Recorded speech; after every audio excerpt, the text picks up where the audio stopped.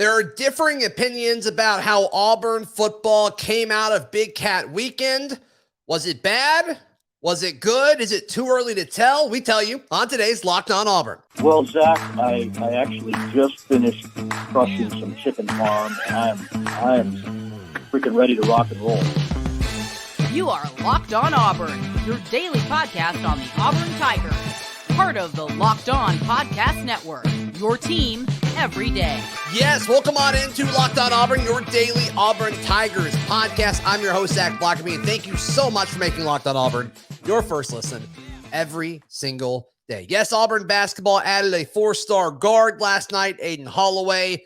They also play later today on Tuesday in Israel. We will chat about those guys in just a little bit, but first things first, let's bring in Charlie 5, Auburn message board legend. We got to talk Big Cat Weekend, the biggest recruiting weekend of the offseason. Started out hot, getting a bunch of guys that'll be on campus 10 years from now, which is very, very exciting. They're very, very talented sophomores, or I guess they're about to be juniors, but folks wanted 2023 commits, Charlie 5. Where are you in this? Are you looking at this glass half full? They made a lot of progress with a lot of guys. Are you disappointed they didn't add anybody this weekend from this class? Where are you with all of this? Man, I'm feeling good. And the reason is because I feel like when you just unleash a bunch of commits, first of all, I think we have a bunch of dudes committed. I think we have a bunch of dudes silent committed. I think when you just release a bunch, it sort of seems like you're not really used to being there. So it's like, oh, let me get it out there kind of thing. I think these guys have this thing planned out for maximum exposure. I think you're going to see this weekend, you're going to see a slow drip. You're going to see a slow drip of commits. Okay. It's kind of like I have a golf podcast, not hiding or whatever. Live Golf, the new pro golf tour. They had all these dudes committed, but they're slowly dripping them out one at a time. And it sort of like makes it seem, or it is sort of like them building momentum. Okay. Because we only have a few more weeks to the season. We want to build as much momentum as we can until the season starts. So when you hit the season, you're like, boom, we got this class. We're fired up, and now we're ready to go 5-0, and then just keep the momentum going. So I think you're going to start to see commit, drip, drip, drip as we go. And I think that's by design. I really do think that's by design, and I can go into a little bit more depth of that. Yeah, I want you to. Everything you just said is exciting and extremely interesting. And I think a lot of the folks listening and watching right now are like, heck yeah, let's go. Let's see. Can't wait to see this drip happen. But what are you basing this on? Yeah, so I think you're going to see Connor Lew's going to commit. Probably he's looking to commit on August 5th. I feel like we look good there. You got J.C. Hart from Lochapoka. I really like him. I love him. Probably going to fall just a little bit after him. Ashley Williams has decommitted. Like, we all know that's coming. So is it going to come before these guys, or is it going to come after these guys? There's all kind of stuff these dudes love to have. Do you like to have graphics? Do you like to have videos? There's all kind of stuff these dudes want to have right now. It's their time to shine. So it's just, when does that drop? Does it drop? But it's surely it's going to happen. Surely it's going to happen. It's going to be Auburn. Is it going to be before these guys, or going to be after these guys? And then Bo Hughley. Let's talk for a second about Beau Hughley. So just to make sure everybody's caught up in case they missed yesterday's show, Beau Hughley, 4-star offensive tackle, Atlanta kid, has been committed to Georgia since September. Ton of visits to Auburn, including multiple days in Auburn this weekend for Big Cat. Right. This is just coming from like a message board guy reading in between the lines, and I've seen the way these things play out. Okay. Phillip Dukes, 247 Sports, big time Auburn insider from Atlanta. He is as connected as you possibly can be in Atlanta. When kids, anything anybody does in Atlanta, this guy knows about it. He had sort of a bad, I don't want to say egg on his face, because I think the kid told him the truth. I think the kid told him the truth with Jaleel Hurley from North Alabama, 5-star DB, that several months ago was going to flip to Auburn. And then told Dukes that for whatever reason, it didn't pan out. I don't know if Saban got in his ear, what happened, but it didn't pan out. So Dukes has been so outspoken about Bo Hughley, like way out there, like putting himself out way further than anyone else has. Okay. Yeah. Being from Atlanta, tight with the Langston Hughes kids. This guy is not going to put his reputation, like he's early in his career as a beat writer, recruiting analyst with 247 Sports. If you have two bombs like this back to back, like it's tough to come back from. And there's people there's all the beat writers have talked about, oh, we expect a flip. We feel good about this. Very vague. Dukes has been out there. He even tweeted, when you're listening to this on Tuesday, on Monday, like everybody's freaking out since Sunday.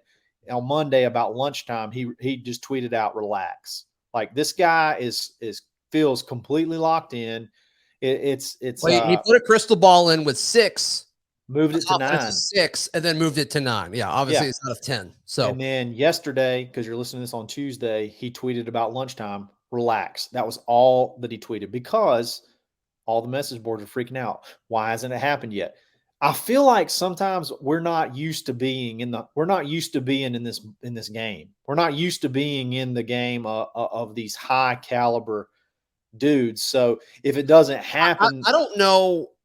I don't know if this staff has earned the assumption that they are in the game. I agree. I think that's where it's at. And I'm not saying they're not. I think you're making a lot of good points. And all the folks that you mentioned on the show so far, with the exception of Bo Hughley, I think Auburn will land. And I think they'll land in the next few weeks. So that's exciting. But the glass half empty way of looking at this is what Auburn has always been. And that includes, so far in Brian Harson's tenure, where it's just like, man, we seems like we get second or third for everybody.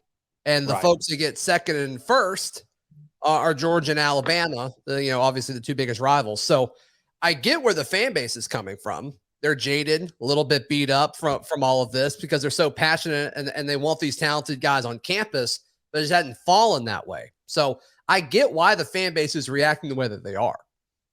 I get it too, but you know what? Not very long ago, Auburn, like when the early part of Gus's tenure, when you had Trooper and guys, like Auburn has appeal. Auburn appeals to a lot of people, and we do land big guys. We've been jaded over the last couple of years, but I'm telling you, I feel really, really good about this guy. I think that it's going to be, like I said, you're going to have, I think, 3 guys pull the trigger, and then if I had to guess, just based off of how confident Dukes is and what other people are saying, I think Bo is just shortly after that. And let's throw egg on my face if it doesn't work out. It's not, but I feel it. I feel it coming. I kind of see the way the cards are falling. Hey, throw out 2 2024 guys, get a bunch of momentum that of guys you got. And then let's just start building. Let's start building towards the season, and then release these little commits after little commits. And then once the season starts, if you can start off 5-0, holy cow, you're just like at the peak of recruiting and program momentum that you could possibly have, considering everything that's happened. And then just keep pushing forward. And to Duke's credit, he was on an island. And then a lot of folks who think, Keith Niebuhr, incredible at his job. Absolutely incredible.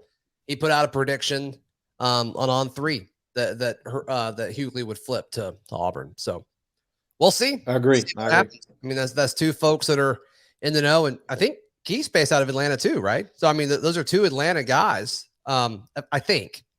So, I think Keith's more of like a Florida guy, but he may live in Atlanta now. But maybe. But Dukes is born and raised. Like Dukes is like that guy that just loves high school football in the area, and like he doesn't have kids there, but he just loves the kid. Yeah. He just loves high school football. He loves being connected. That's who Dukes is in Atlanta. So like when things go down in Atlanta, and he puts his name on it, you can pretty much take it to the bank. Yeah, for sure. I was getting my credential stuff at Media Days, I guess 2 weeks ago. I hear Blackerby, what's up? It's Duke. Because I was in Atlanta. If you're in Atlanta, you're going to run into them. That's just how it is. 100%. That's how it is. Exactly. That's a great point. Yep. There you go. There you go. All right. Auburn football is starting fall camp later this week. They report on Thursday. First practice is on a Friday.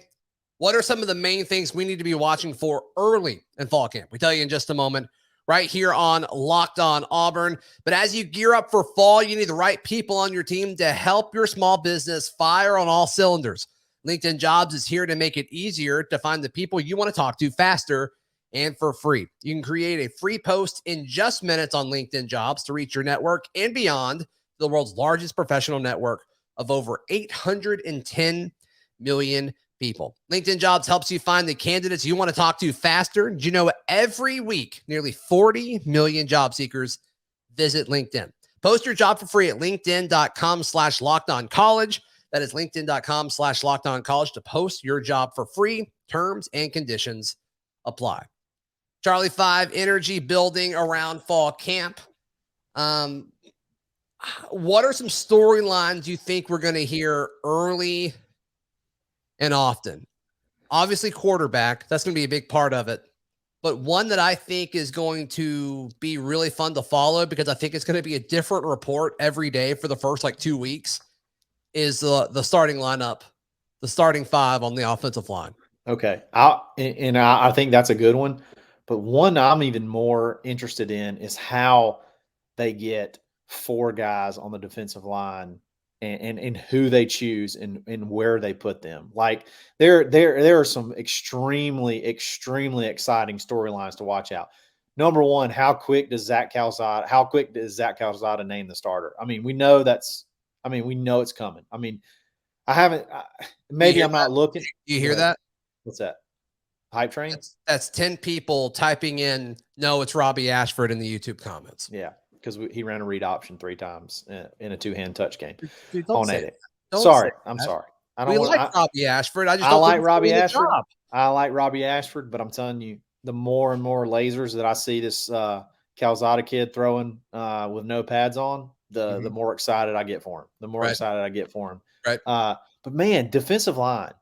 I saw Jason Jones and Jeffrey Imba in the same location one night, and Jason Jones made Jeffrey Imba look small.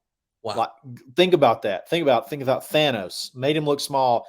And I'm like, man, when you start really reeling off dudes on the defensive line, like, where does everybody go? Like, what crazy rotations can there possibly be? Like that is a talented and deep group. And that to me fires me up. You got 2 first-round guys and then all these dudes that could start at multiple different schools.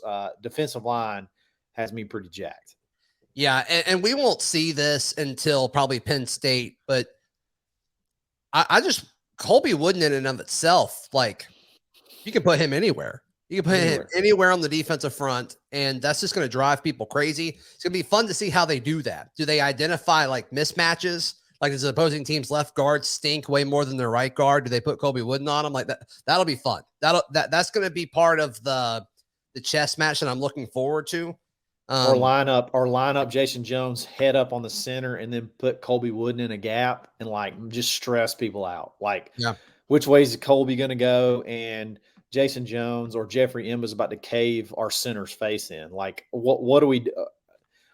You know what I mean? Like, putting offensive linemen in stress, because normally they're like, okay, I know where to go. We're going to block him. We're going to block. When you got those dudes out there, like, what do? You just. Meanwhile, Derick Hall is running 4.4 off the edge at 6'5". He may lead the SEC in sacks this year. I think Leota, you could on third down, you could put Leota on the other side.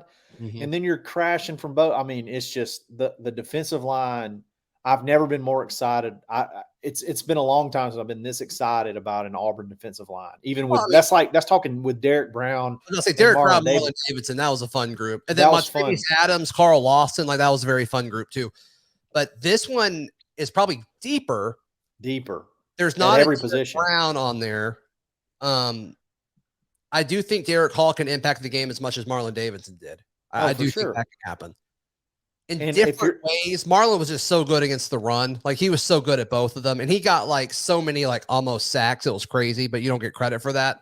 I mean, I love Derrick Brown. I love Derrick Brown, but like he had one really breakout season. Colby Wooden has been a stud for 3 full seasons. Like he has been a problem for 3 seasons. He's very good. He is very good, but he is not Derrick Brown. I'm not saying he is Derrick Brown, but like when you think about the production that he's had for 3 full seasons, and then you throw him out another one and he doesn't have the arm injury coupled with everybody else, like I'm telling you, the defensive line is going to be pretty nasty. Yeah, and an underrated part of that whole thing is, I've got a lot of questions about the linebackers, even with Owen there. I just think it's going to be interesting because Jacoby has been there for so long. They'll make those guys better.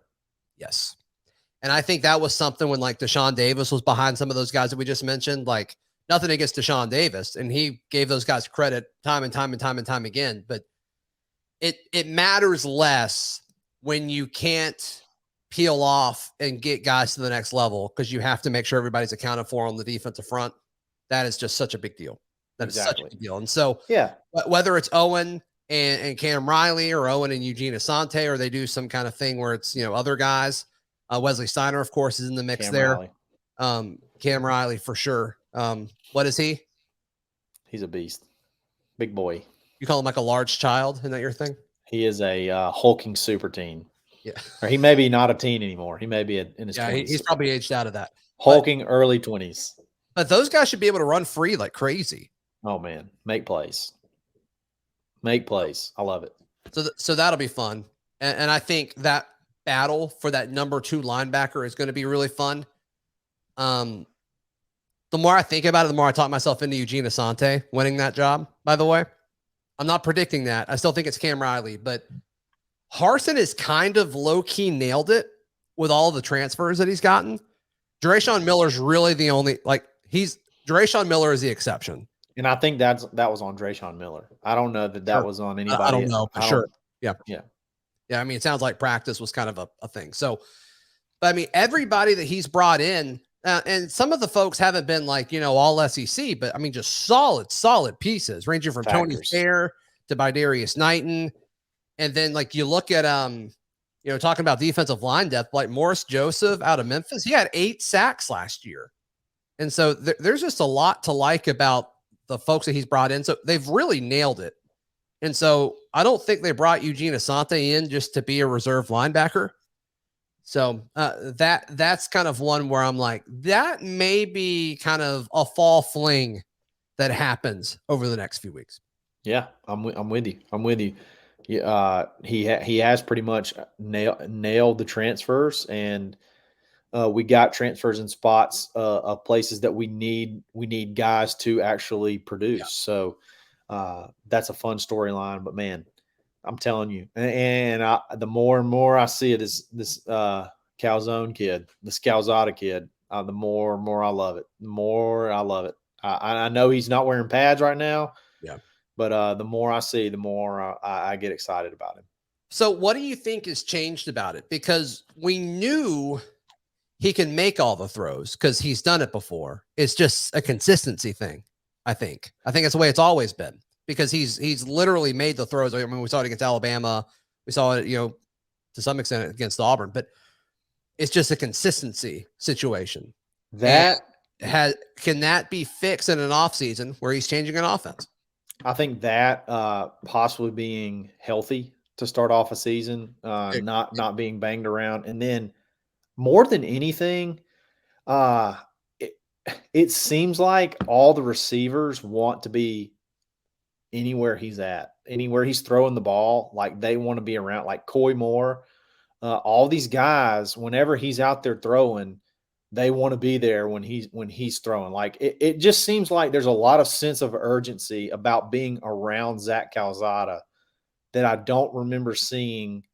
And I was a Bo supporter that you just didn't really see around, like a Bo Nix. Like Bo Nix may have outworked everybody, but like, was there that much buy-in around him? Yeah. For whatever reason, around Calzada, I feel like there is a ton ton of buy-in from the ancillary players and the role guys and the wide receivers and the backs. All the comments you see, everything you hear is about Zach Calzada. And that really, really jacks me up from a dude that just came in December and has already earned that much respect from players and coaches. I don't know. I got this weird feeling. You know what it reminds me of? Just coming in and winning the locker room. You know what it reminds me of? What's that? Is the first practice we were able to see, and I think it was the first practice of, it was either spring or fall. It may have been fall. But when Jarrett Stidham transferred in and Sean White was the guy, or Sean White's team, and then Jarrett Stidham came in, and everybody just knew during warm-ups, that because under Gus, all we saw was stretching. But even during stretching, he's running around, jogging and talking to folks, and it's he's been here 5 minutes. And Sean White was just kind of sitting there just taking it, going through the motions. And it's you were just letting him have your team. You're just letting him have it. There was no option. You knew he was going to take it. It feels similar to that because you're not really hearing anything about TJ in that regard. Only bad stuff. But. All right. All right. Let's talk a little basketball. The Auburn Tigers landed 4-star point guard Aden Holloway. What does it mean for Bruce Pearl and the Tigers moving forward? And also, we'll touch briefly on what to expect when they take on the Israel national team in just a moment right here on Locked on Auburn. Today's show is brought to you by Built Bar. Have you tried the Built Bar Puffs yet? If you haven't, you are depriving yourself of one of life's greatest joys.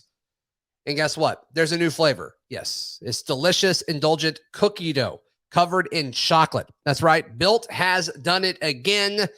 Cookie dough chunk puffs. They have a light and chewy texture, real cookie dough chunks.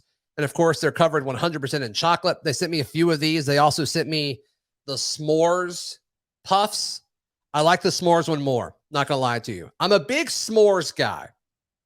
So always have been. It's always have been. And with the puffs, they're marshmallowy already. It just kind of makes sense with the flavor. So they're all very high in protein, very low in calories, and worth checking out. Go to built.com. Use promo code LOCKED15 to get 15% off your order. Promo code LOCKED15 for 15% off. That is at built.com. Charlie 5, let's spend a few minutes on this Auburn basketball program. 4-star Aden Holloway, a point guard. If you watch his tape, you may be confused and be like, oh, Auburn just got Sharife Cooper again, because that's kind of what it looks like. It's crazy, and I don't want to just say it just because of the hair, facilitator. That's what I see from Aden, is that he can heat it up. He can heat it up. He can heat it up, and he can score. But this dude sees the court exactly like Sharife Cooper. You're talking, his highlight film is just outrageous assists. Outrageous. I'm talking this dude could be a double-double machine and have double-digit assists every single game. He's that kind of guy. And then he can heat it up when he has to and get buckets. But I love it when you see Bruce very rarely misses on a point guard. Sure. I can't think of a point guard, maybe Turbo. I don't know that that's so much Turbo Jones. I don't even know that so much as a miss that it is. We just got better players in and didn't have a whole lot of time to progress. But you look at this kid. If Turbo would have stayed, he would have gotten a chance at point guard. Exactly. It's just, I think I just don't think he was patient enough. I don't necessarily blame him, but we heated up. I'm not willing to call him a miss. Yeah, that and again, that's the closest you can come up with, because he nails every single one of them, and he locked in on Aden Holloway to begin with. There's a ton of talented point guards out there, and not to say Aiden's not, because he is very highly ranked, but there's guys that he could have talked to that probably would have rocked your world as far as star ranking and national ranking. But Aden is the guy he pinpointed from the beginning. And when Bruce really locks in on somebody, he rarely misses on getting them, and he rarely misses on them being factors to start off with. Yeah. And he's from North Carolina, right? So, that's all. That is basketball country. Yes. So, and the fact that they went in there, and so he picked Auburn over Tennessee, Wake, and Miami. Yes. and obviously pick the Tigers. Big win, getting them over the Balls, which yeah, that is huge. That is huge. The point guard stable, holy cow, is just it doesn't end. I mean, it doesn't end. Just name them off. Like we're deep forever. Trey and yeah, and now you add Aiden. Like it's just unbelievable. Trey and Aiden next to each other that's going to be very fun. When Trey Donaldson is a sophomore, and I assume he'll start as a sophomore unless something crazy happens with Aiden next to him. Like that's going to be a lot of fun. And Trey's a guy. Trey is so explosive. Like he's a guy that can have like 5-6 assists and 3 dunks like in a game. And then Aiden's just going to be your technician, just dissecting defenses. Right. I mean, it's unbelievable. I'm so excited. I've been looking forward to this commit. It was weird how he was supposed to commit last week, and then like stuff got backed up, and then everybody kind of freaked out, and then everybody's like, just chill. He's committing, and then he pulled the trigger. Dude, do you ever, go ahead. I'm going to be vulnerable for a second. Okay. Be vulnerable. When it comes to the basketball stuff, are you ever surprised, like, oh, it's still going? Like this is still happening? You know, that's a great, that's just like a 4 or 5 year run. Like this is going to happen for a while. Like there's no end in sight.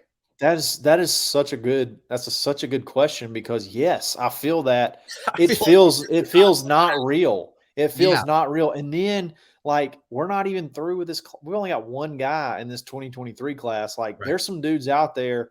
And then you throw in portal guys possibly too. Like, I mean, last year you lose the leading shot blocker in the country. So what you do, you add the second leading shot blocker in the country. Like Bruce is very, I feel like a lot of dudes just spray it out there and see what lands. Bruce, I feel like, is so thoughtful on who he wants. He locks in on them, and then he just gets them. It's amazing. It's amazing at Auburn. It's unbelievable. And the pitch has to just be getting easier and easier with putting guys, especially from like Janai Broom. Like he's like Walker Kessler. You're better than him, and I just put him in the first round. He was the first round pick. So like, come on.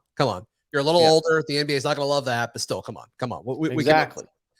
Exactly. It's awesome. It's crazy. Yeah. So every time this happens, it's just like, goodness gracious. It's like, this is still going and it's awesome. It's the new they're playing today, right? They're playing what would be today. I don't know the timing. But, so it's 12 Central Time, and it'll be televised on the SEC Network.